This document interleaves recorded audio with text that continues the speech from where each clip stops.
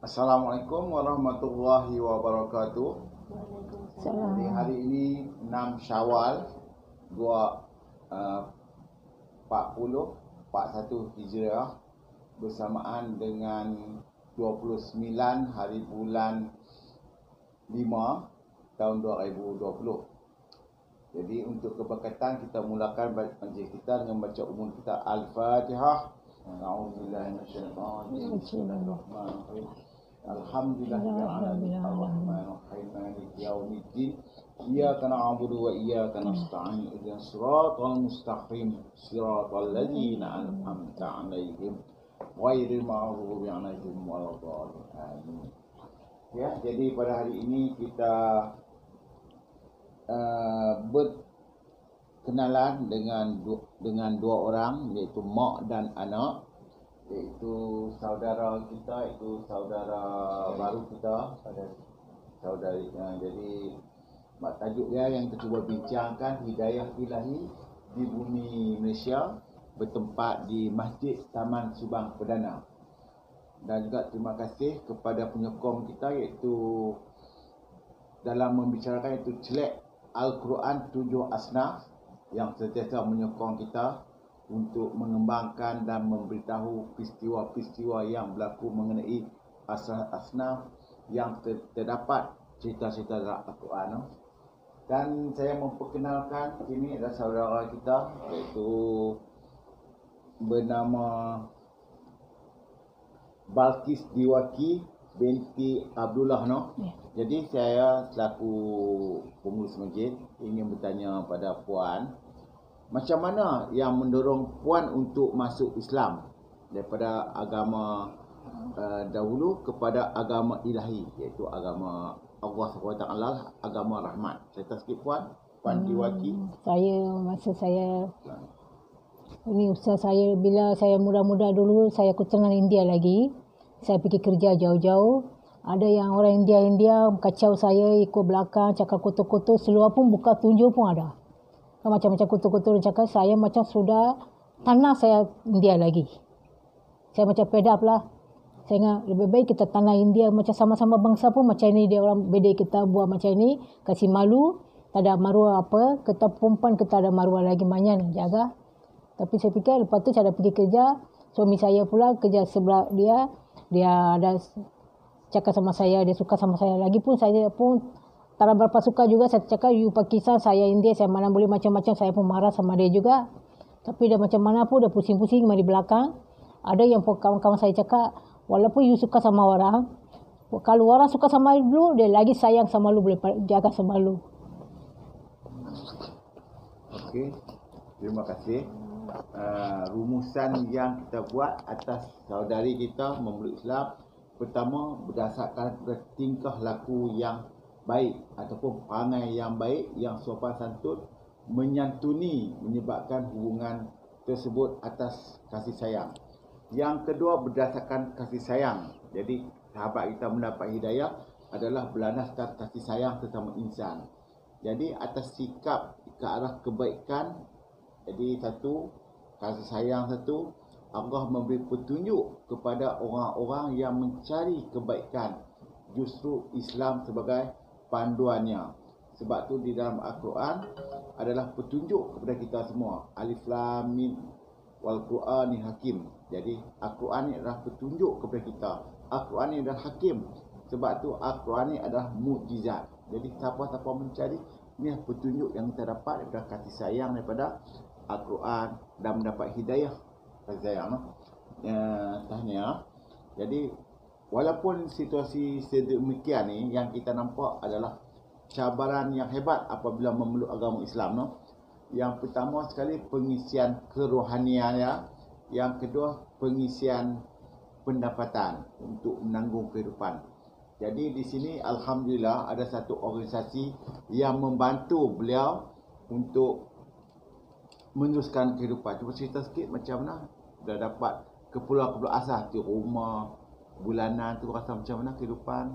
Lepas tu pengisian solat macam mana yang rasa sekarang? Alhamdulillah Ustaz, saya masuk Islam. Ada Islam banyak tolong sama saya. Ada rumah, bantu rumah free saya duduk sekarang. Ada bantuan lagi bagi, kecemasan pun saya fikir mentah dulu dia bagi juga. Dia bagi bulanan, duit raya semua bagi, lagi barang-barang, bantuan-bantuan bagi raya-raya. Semua banyak tolong, saya banyak terima kasih masuk Islam.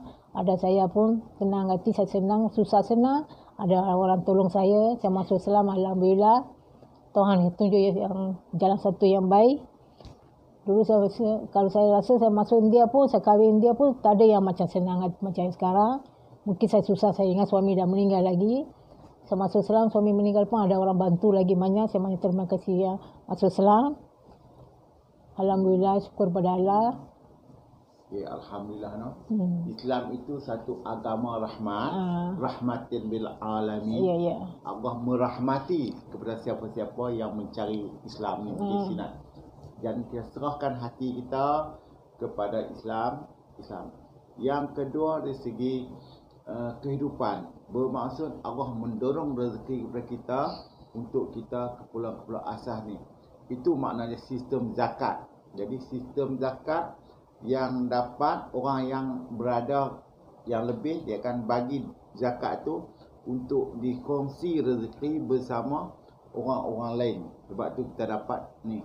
Ini adalah satu sistem ekonomi Islam yang hebat, yang istimewa, yang membantu kita kehidupan. Jadi terima kasih kepada Islam, terima kasih kepada Allah, terima kasih petunjuk kepada kita dan mengekalkan. Satu lagi, macam mana proses menjalani kerohanian untuk ibadat-ibadat sembahyang, puasa, pasal seronok tak bila bercakap dengan Allah?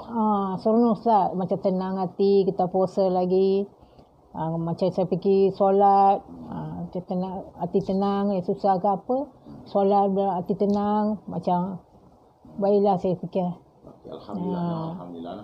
Okay, di sebelah beliau adalah, buka sikit nak tengok. Ni anak puan, no? Anak syurga ni, no?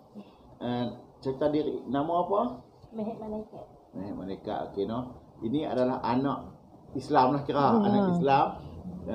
Hasil perkahwinan setelah memeluk agama Islam, lepas inilah zuriat kita sebagai tunas-tunas Islam sekarang, no? Jadi apabila tunas-tunas Islam, macam mana bila berada dalam keluarga Islam, lepas tu pergi melawat saudara belah ibu, lepas agama dulu, macam mana yang rasa adik? Rasa lain daripada lain.